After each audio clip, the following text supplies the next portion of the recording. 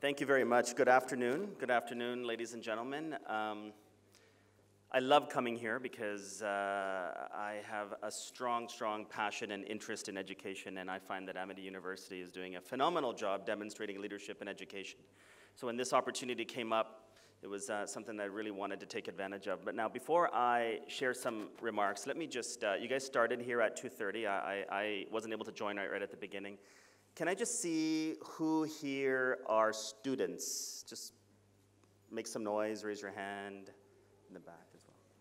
Okay, now can you stand up for me, please? There we go. Now there's something in baseball, American Canadian baseball, known as a seventh inning stretch. I don't know if you know what that is. Some of you might, some of you maybe don't. The seventh inning stretch is where you have the entire game of 9 innings. Each team takes turns batting, and that's 1 inning. So at the 7th inning, there's a break. Everybody stands up, stretches, shakes their hands, whatever they want to do. Usually there's music and they dance a bit, and it sort of re-energizes the audience for the rest of the game. So we want to get the students in particular just to make a bit of noise and show that Amity University spirit that I often hear about from the Chancellor. No?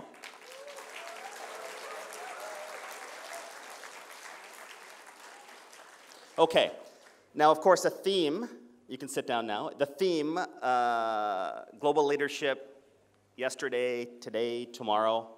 I've just demonstrated a form of leadership by mobilizing some very talented people to get up, do something for a common goal, and sit back down. So my work is done, I'm gonna leave now, so thank you. I just wanted to sort of liven things up a little bit and say, look, how delighted I am to be here. When I walk onto a campus, it makes me want to go back to school. And I think, you know, just having listened to Jean-Michel and Inderjeet, you know, talk a little bit about skill sets, some of the data from 2015 to today, or to 2020, what's anticipated, Inderjeet and the growth plans and what's happening with NTU. I thought I would share a few thoughts on our bilateral relationship, Canada-India, very briefly, but more importantly, tying it back to leadership. And I'm going to end my remarks with a little bit of fun. And I say this simply to keep your attention during my remarks, and hopefully I won't lose you. And my remarks at the end are aimed particularly for the students, so please stick around and just bear with me for a second. So let me just share this. First of all, I noticed there are a number of individuals from different universities around the world, and let me just say for those that are not based here in India, as a diplomat, not only representing Canada, but working very closely with my diplomatic colleagues from different countries around the world that are posted here to Delhi. Welcome to India, and I've heard from a couple of you already from Singapore and France, but you know, I certainly wish you a very, very successful and fruitful conference here at Amity University. To Chancellor Chauhan, who I admire very much, and I call a great leader along with his team. Education is a space that Canada, India have seen tremendous ties, and Amity University itself has links to a number of Canadian universities as well. And if I think a little bit about what we have done from a Canada-India perspective over the last few years, education features quite prominently. I've been here now into my 5th year, which is now the longest serving Canadian High Commissioner to India, and over that period of time that I've been here, we've seen our bilateral relationship grow quite dramatically. Two-way trade is up about 30%, two-way investment is up dramatically, but Canadian investment in India has grown about $25 billion in the last 4 years alone, which is quite significant. We have about 1,000 Canadian companies that are doing business in India. About 400 of those are physically invested or present here, and that number has been growing about 10 to 15% over the last few years. All the metrics I can point to are showing growth. Tourism is up double digits year over year. We have 3 non-stop flights by Air Canada into the market here between Canada and India, all in the last few years. And the traffic between Canada and India continues to grow at a rapid pace, and there's no indication that any of this is slowing down. But on education, 4 years ago, we had about 48,000 Indian students studying in Canada. And we had a very, very aggressive plan to ramp up educational collaboration, a part only of which relates to students from India studying in Canada. In 2017, we hit 124,000, and the 2018 numbers show over 170,000 students from India studying in Canada. Now, India is the biggest source country of foreign students in Canada. And this is very significant because that rapid growth signals opportunity, some great stories about what's happening in Canada in terms of creating opportunities for an ecosystem that supports entrepreneurship, an ecosystem that supports innovation, creating companies, and creating impact. And I think a lot of the programs that Amity and a number of the schools here are talking about through papers and journals and remarks really touch on that. We are deepening that relationship beyond Indian students studying in Canada. Now, at the end of the day, it doesn't matter if these students stay in Canada or come back to India. They'll be natural ambassadors for Canada-India relations for years to come. But we're also trying to get Canadian students to study here on study tours, modules, exchanges, or ultimately joint degree programs. We're expanding collaboration in research between educational institutions, faculty exchanges and train-the-trainer programs, continuous and executive education, and we're also looking at amplifying our reach as a High Commission to alumni networks of Canadian universities that have studied, that have graduates that are back here in India and how they can act as ambassadors as well. So that education collaboration, we're very proud of. And I would argue, you know, from a personal perspective, is probably the marquee success that I would like to point to in the context of diplomatic relations between Canada and India. But the reality is, despite all of that success, we're only getting started. We're only scratching the surface. So when I have an opportunity like this to talk a little bit about what's ahead, that I think is really, really important. The theme of the conference today, again, is quite broad and provides an opportunity to share various insights. You know, where we've come from in the Canada-India relationship is not unlike what a number of countries have faced, because the opportunities for growth and impact here in India are quite significant, and I would say unparalleled relative to what we've seen over the past recent history. And so we certainly look forward to maintaining that momentum going forward as well. Now, in preparing for today, I did ask, you know, what should I talk about? And I asked, will there be students here? And they said, yes, there will be. So I said, okay, well, I think what I'll do then is not focus too much on Canada, India, diplomatic. I've done that now. What I wanted to talk about was the theme around leadership and recognizing where we came from, looking at where we're at today, and where we want to go. And I think it is a very timely topic for a diplomat to talk about some of this, because at any given moment in time, we can see different examples of different styles of leadership around the world. And I would argue that Canada is playing a very significant, important, and highly sought after and necessary leadership role in the world today. And I would hope that you would agree with that. And this is why you know, there has never been a more important time than now to represent Canada on the world stage, whether it's here in India or any other country around the world. And on the topic of leadership, there's probably three messages or three, you know, thoughts, and I won't dwell on these too much, that I would just touch on. And these are, you know, my own sort of perspective as well as experience. First of all, there is no single definition of leadership, and I think that's okay. I think it's more defined and should be defined from within, driven by your own interests, your own style, your own situation as well. And I think that's the second comment, and that is there are different types of leaders, partly driven by different situations or different places. You know, here you have your professors and faculty that could be a leader in the classroom. I talked about politics, government leaders, my own role as a High Commissioner. At home, I'm not a leader. It's my wife and my daughter that typically lead. At the office, I play a leadership role. I use the sports analogy with baseball, and the leadership role that a quarterback or a captain of a team plays would be quite different and unique and very personal to those circumstances than would otherwise be the case. But third, and I would say perhaps most important, is, and something you've heard about, leaders are made. Leaders can be made. But how we do so, I think, is really up to us and up to you. And my comments are really designed to appeal to the students here today. I think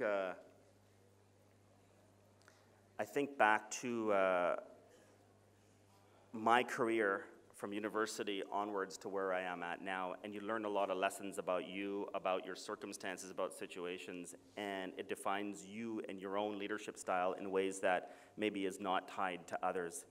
And what I thought I would do, and this is sort of the fun part, I think, and it's not overly academic, it's more personal, but if I can just get you to reflect on this for just a moment. I was cleaning out my office, some papers on the weekend.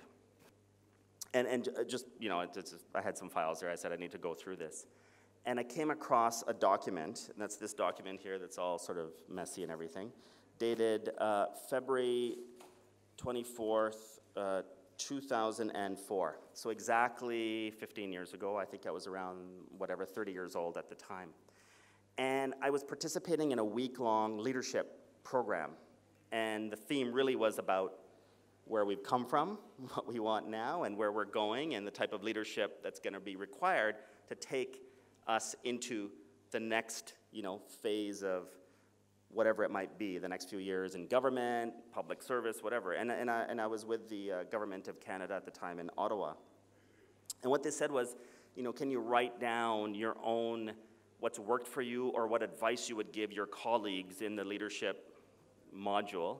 And I wrote down, at that time, 28 different bits of advice. So if you'll indulge me, rather than go on with any more remarks that are scripted or unscripted, I'm just going to read what I wrote 15 years ago this week on leadership, talking about the past, the present, the future, and what worked for me. And if I can just leave this with you as students, and you take one topic away that might help you in some form or another today or tomorrow or down the road, then I'll feel that this opportunity was that much more rewarding. So are you okay that I do that? I'm just going to read 28 things. Is that a yes? Is that a yes? What happened to that Amity spirit that I keep hearing about, is that a yes? Okay. This is just, I'm reading this verbatim, and I'll do it really quickly because I know we're short on time.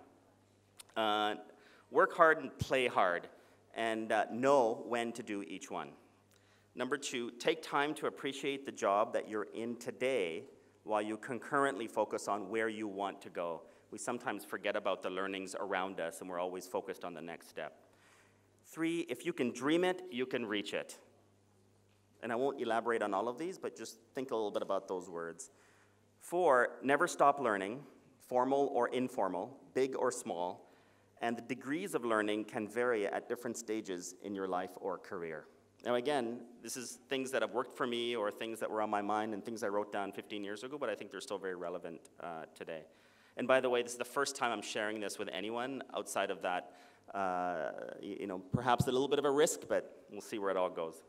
Number 5, it's okay not to be an expert on all things as long as you surround yourself with people that have the knowledge you can tap into and bridge the gaps that you bring. And I'm certainly not an expert on many things. Number 6, always surround yourself with a solid, reliable number 2 or second in command or someone you can count on. And that could be anywhere. It could be your office, could be your work, could be school, could be at home, whatever it is. Number 7, my goal in any job is really simple. Always leave the position in a better state than when you arrived. Number 8, who you work for is just as important as the work itself. Number 9, seek out the managers or leaders that share your visions and paradigms. Don't wait for them to find you.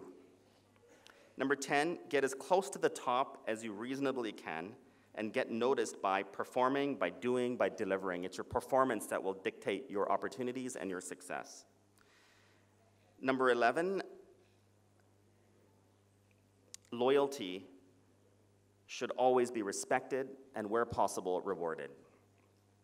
Number 12, always stretch in all that you can do. Number 13, seek out formal mentors and use informal mentors such as your managers, your colleagues, your professors for advice on career or any other issues that you might have. Number 14, networking is powerful. Build and share your networks and don't hesitate to use your networks. Share your networks, I think, is a very, very important thing.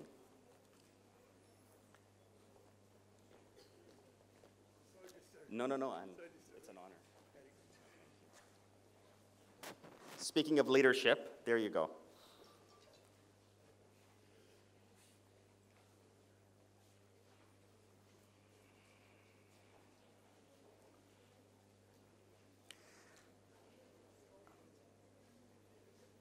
So I'll just finish up. I think I'm on number 15, and bear with me, I'm just reading these off.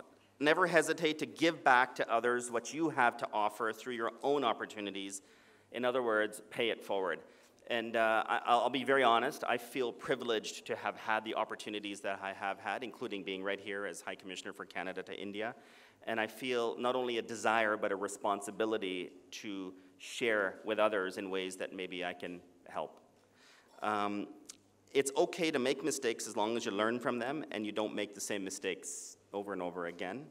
Don't look only at what's there now, but look at what could be there or the potential. Again, looking through the trees in the forest.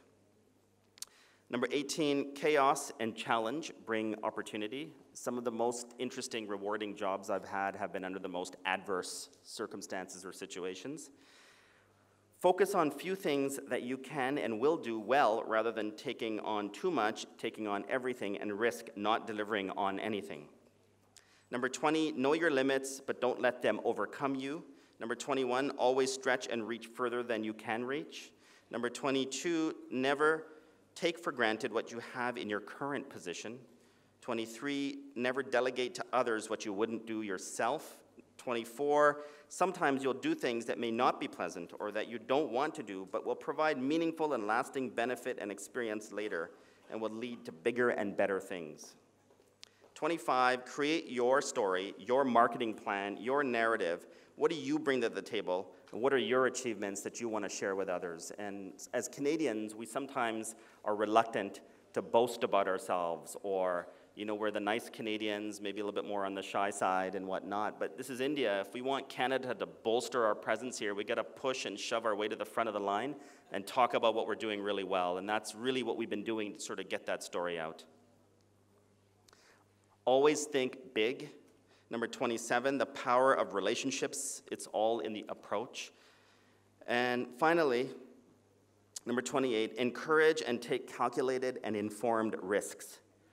Do it first and ask permission later. The university may not like me saying that, but I think you should think a little bit about what that means. So there's my personal reflections on today's conference, which was a fairly wide open opportunity to share insights, tying it back to the theme of the conference. And I want to go back to something that Jean-Michel was talking about. When I looked at some of the slides of the skill sets required in 2015 and the skill sets required in 2020. There were a lot of similarities, but there were a lot of differences as well. And the reality is, a lot has changed in the last 5 years. A lot will change in the next several months, several years, in the next 5 years. So I would simply urge you to reflect a little bit on what are those constant skill sets that you'll be able to use no matter what change you're experiencing. And where is it that you need to adapt? And what I've just read off were 28 things that go back 15 years ago. Perhaps not all are as relevant today as they have been, but certainly many of those are and will continue to be as we continue to excel as leaders, preparing for a different world of today and tomorrow. And I think I've been able to apply some of those things in the Canada-India context here. And the results, as I've talked about in some of the economic growth metrics between my time arriving here and now, I think have paid dividends and speak for themselves. So on that note, let me just say it's been a privilege once again to be back here and to the faculty, to the business leaders, to the administrators. It's always a privilege to be able to share a few remarks, but most importantly, to the students of Amity University, I wish you all the best of success. I hope you picked up one or two things that could be useful. I hope to see you in Canada at some point, and think big, think Canada, India, and I can guarantee you'll go places. Thank you very much.